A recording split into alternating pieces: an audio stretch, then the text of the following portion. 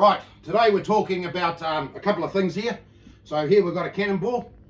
So we've got a 56-pound cannonball. Now it's not like these are the biggest that were coming on me. Yeah, I've got my son doing it, which is Zed Abercrombie. So it's good to see him have a little bit of interest in military today. And we're just going to talk about this cannonball and a couple of things we just put on Trade Me. Well, we're going to put on Trade Me this week. So I've just sold this cannonball, and it's taken a while. I've had offers of $1,250, $1,500 for it. An actual lawyer was going to buy it, and he earns $500 an hour, and he wouldn't come up with extra dollars. Most lawyers are pretty tight. I don't understand why, because he's one of my, he's a friend of mine, and he's a lawyer, and he got plenty of money. He earns $250 an hour. So, but he wouldn't come up with extra few $100s to buy the cannonball. So we've actually sold this cannonball to a guy in Waitara. Oh, not in Waitara. Oh, hang on. No. We're just in Nelson. So it's going to a collector in Nelson. Very cool item. The only one I've ever seen of this sort of size of cannonball, which was fought just up here in Waitara. In this Waitara area, there was a land battle here. What I believe is there was 27 Pākehās died, and they lost the war. And I think about 3 or 4 Māoris died. So they actually got a beating, the Pākehās, when they tried to claim the land here. And Waitara was going to be the New Plymouth at the time, because it's nice and flat around here. The soil's really good. It's all volcanic and really good for the thing. But the Pākehās come in here and they tried to take the land, and they fought the Maoris here in this area. So they actually built, the Maoris were up here, and we can explain a few things, because we'll grab this gun here, and this is a gun that I'm putting up on, I'm going to put up on Trade Me today. This is Land War sort of era. So the Maoris used a lot of these guns to fight the Pākehās in the area. So this gun works on half cock, full cock. Both triggers work as they should. Yeah, to fire them. And the Maoris used to stuff these with whatever they could find. So they used to pinch the shot and everything and all the powder and stuff it in the barrels, and then they used to put whatever they could find. If they could find nails or stones or whatever, and they used to throw them down these barrels. So they did a lot of damage to the Pākehā, because they didn't have the shot, and they thought, well, we'll be cheeky and we'll put down stones or nails or whatever they could find down these barrels to do the most damage with the Pākehās. So a lot of women, what I heard was there was women all down up on out of the marae that's not far from here, and they had all these guns, and they were shooting the Pākehās as they're coming up to the marae.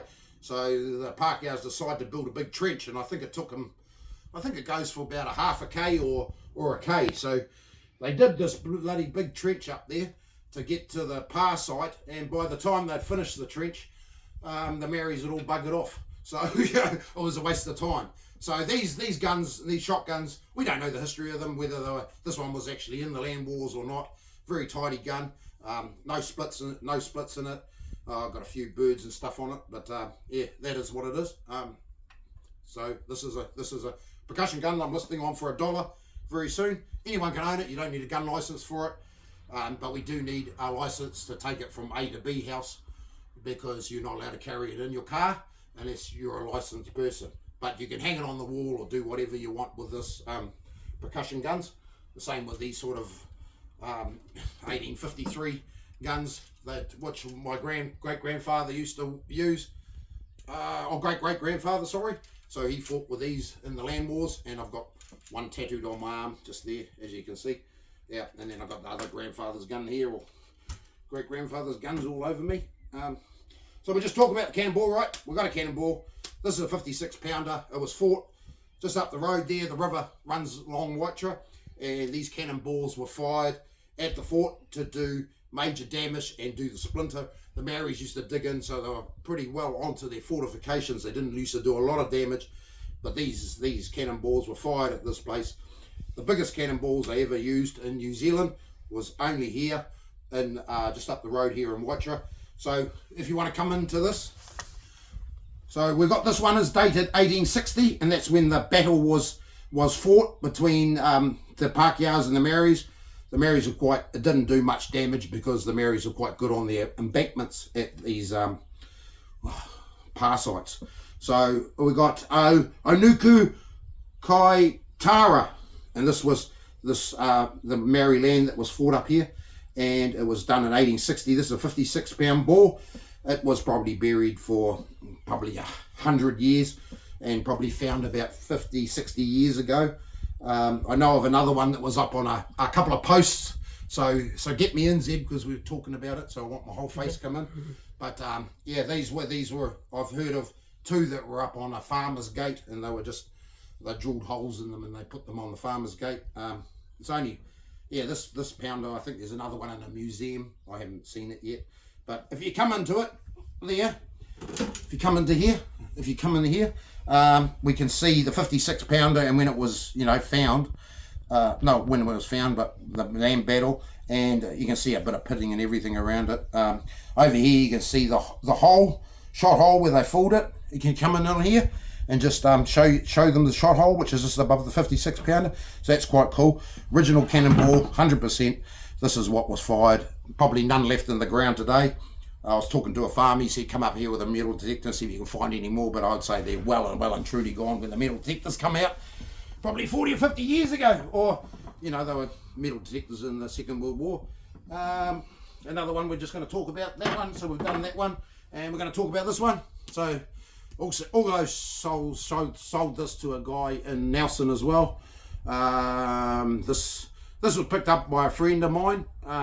You probably seen him. I used to call him Hillbilly One, but we eventually done a video of him on YouTube, and he lived in Waitara for about 40 years, grew up here, and he found this one about, I don't know, when he was a kid, probably 50 years ago, 55 years ago when he found this, when he used to do a bit of metal detecting around here. He's about close to 70 now, but very cool. He's written on it, obviously an ink pen, and there was no ink pen around in World War II, so we know it was done after that. So he's got it in here, Waitara, and Taranaki, he's written on it, and he's got a 3-pound shot, which is a 3-pound shot. They still do a bit of damage. If they're coming at you, they're going to put a hole in you or do whatever with it.